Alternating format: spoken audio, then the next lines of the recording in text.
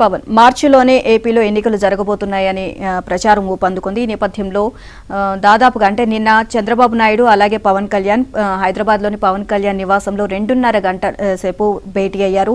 And భేటీకి సంబంధించి దాదాపుగా వీళ్ళు పొత్తులకు సంబంధించి అలాగే పార్టీ బలోపేతాలకు సంబంధించి అలాగే సమావేశాలు సభలు వీటన్నిటికి సంబంధించి వీళ్ళు చర్చించినట్లుగా తెలుస్తోంది. చూస్తే టీడీపీ అధినేత చంద్రబాబు జనసేన అధినేత పవన్ కళ్యాణ్ భేటీ అయ్యారు. హైదరాబాద్ పవన్ కళ్యాణ్ నివాసంలో 2.5 గంటలకు పైగా చర్చలు సాగించారు. ఏపీలో మార్చిలోనే ఎన్నికలు జరగొచ్చని ప్రచారం జరుగుతున్న నేపథ్యంలో వారి భేటీ అన్న ప్రచారం ఊపందుకుంది. ఇక ఎన్నికల సన్నద్ధత కావచ్చు, ఇటు సీట్ల సర్దుబాటుపై సమీక్షించినట్టుగా తెలుస్తోంది. ఉమ్మడి మేనిఫెస్టో, కలిసి బహిరంగ సభల నిర్వహణ, ఉభయ పొత్తు బలోపేతం, ఎన్నికల వ్యూహ రచనపై చర్చించారు.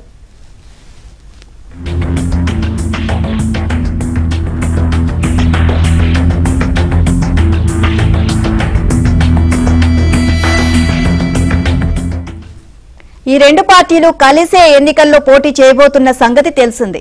ఈ పార్టీల అగ్రనేతలు తరచూ భేటీ అవుతున్నారు. పవన్ కొద్ది రోజుల కిందట చంద్రబాబు నివాసానికి వెళ్లగా టీడీపీ అధినేత మాదాపూర్లోని పవన్ నివాసానికి వెళ్లారు. 2014 ఎన్నికల తర్వాత ఆయన జనసేనాని నివాసానికి వెళ్లడం ఇదే తొలిసారి. చంద్రబాబును పవన్ సాదరంగా స్వాగతం పలికారు. ఏపీలో రాజకీయ పరిస్థితులు, ఎన్నికలు సమీపిస్తున్న నేపథ్యంలో అనుసరించాల్సిన వ్యూహంపై చర్చించారు. రెండు పార్టీల ఉమ్మడి మేనిఫెస్టో విడుదలపై సమీక్షించారు. చంద్రబాబు పవన్ ఫోటోలతో ముద్రించిన ఉమ్మడి మేనిఫెస్టోను రూపొందించనున్నట్లు సమాచారం. ఎప్పుడు దీన్ని విడుదల చేస్తారో త్వరలోనే తేదీని ఖరారు చేయనున్నారు.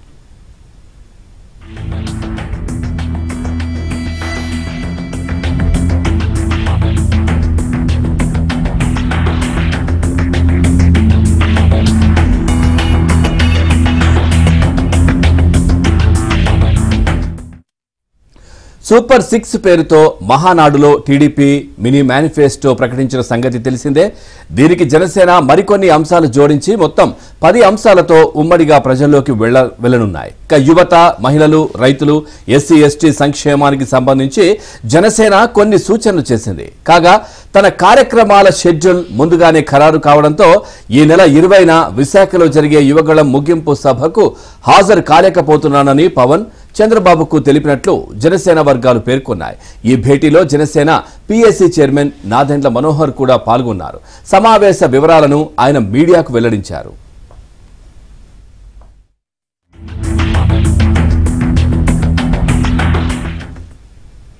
అధినేతల భేటీ చాలా సంతృప్తికరంగా సాగింది అని మనోహర్ అన్నారు. అనేక అంశాలపై చర్చలు సహృద్భావంగా జరిగాయి.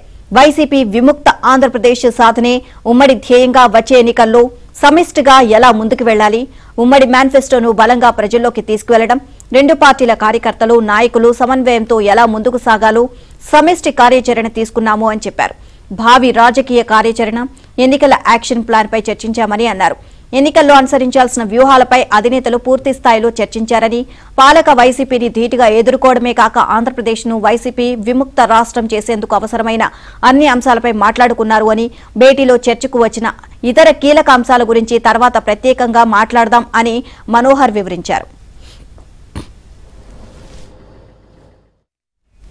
ఇదే అంశానికి సంబంధించి మరిన్ని అప్డేట్స్ మా కరెస్పాండెంట్ పూర్ణ అడిగి తెలుసుకుందాం. పూర్ణ, చంద్రబాబు పవన్ కళ్యాణ్ భేటీకి సంబంధించి అప్డేట్స్ ఏంటి?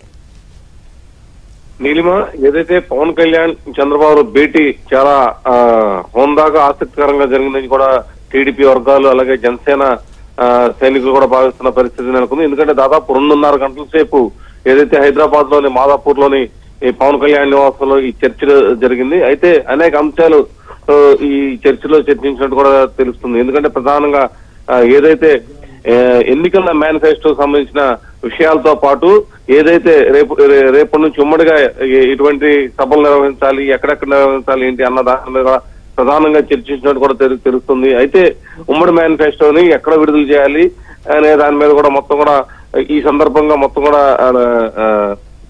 చంద్రబాబు అలాగే పవన్ కళ్యాణ్ మధ్య చర్చకు వచ్చినట్టు తెలుస్తుంది. అయితే యువగళం సభ ఏదైతే విశాఖపట్నంలో నిర్వహించిన నేపథ్యంలో ఈ ఏదైతే మేనిఫెస్టో సంబంధించి ఉమ్మడి మేనిఫెస్టోలో ఏ అంశాలు ఉండాలి ఏంటి అనేది మొత్తం కూడా ఒక సమావేశం పెట్టి మొత్తం కూడా బహిరంగ సభ ద్వారా ఎన్ని కూడా వెల్లడించాలని చెప్పి నిన్న భేటీలో అయితే నిర్ణయం తీసుకున్నారు.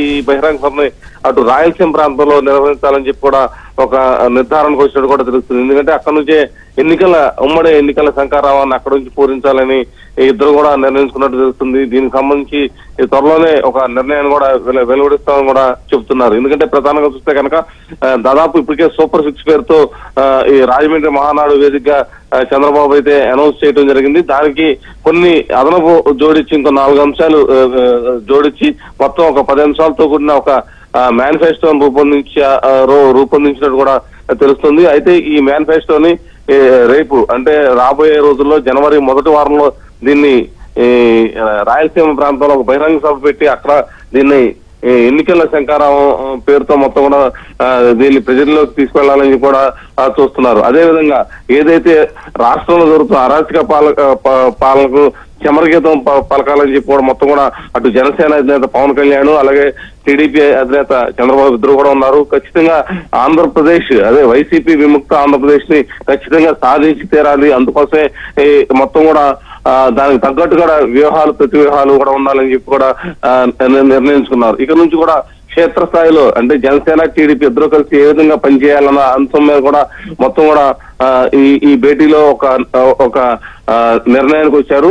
మొత్తం కూడా క్షేత్రస్థాయిలో అటు జనసేన కార్యకర్తలు ఇటు టీడీపీ కార్యకర్తలు ఉమ్మడిగా కలిసి ఈ పోరాటం చేయడంతో పాటు ఇక ఎన్నికలకు సంబంధించిన అనేక అంశాలను కూడా నేరుగా ప్రజలతో ఎలా మమైక్యం అవ్వాలన్న దాని మీద కూడా ప్రధానంగా చర్చించినట్టు తెలుస్తుంది. ప్రధానంగా 2 అంశాల మీద మొత్తం కూడా చర్చించినట్టు తెలుస్తుంది. ఏదైతే ఉమ్మడి మేనిఫెస్టో అలాగే రేపటి నుంచి ఉమ్మడి సభలు ఏ విధంగా నిర్వహించాలన్న దాని మీద కూడా చర్చించడం కూడా తెలుస్తుంది. అంటే ఏదైతే మేనిఫెస్టో ద్వారా ప్రజల్లోకి వెళ్ళిన తర్వాత ఉమ్మడి మీటింగ్లు ఎక్కడెక్కడ పెట్టాలి, ఏ స్థాయిలో మీటింగ్స్ పెట్టాలనే దాని మీద కూడా ఒక నిర్ణయానికి అయితే వచ్చారు. ఇప్పటి వరకు పవన్ కళ్యాణ్ అలాగే చంద్రబాబు నాయుడు ఎక్కడ కూడా ఉమ్మడి సభల్లో పాల్గొన్న దాఖలాలు అయితే లేవు. తొలి ఉమ్మడి సమావేశం అటు రాయలసీమ నుంచి వేదికగా దాన్ని పెట్టాలని చెప్పి కూడా నిర్ణయం తీసుకున్నట్టు తెలుస్తుంది. నీలిమ.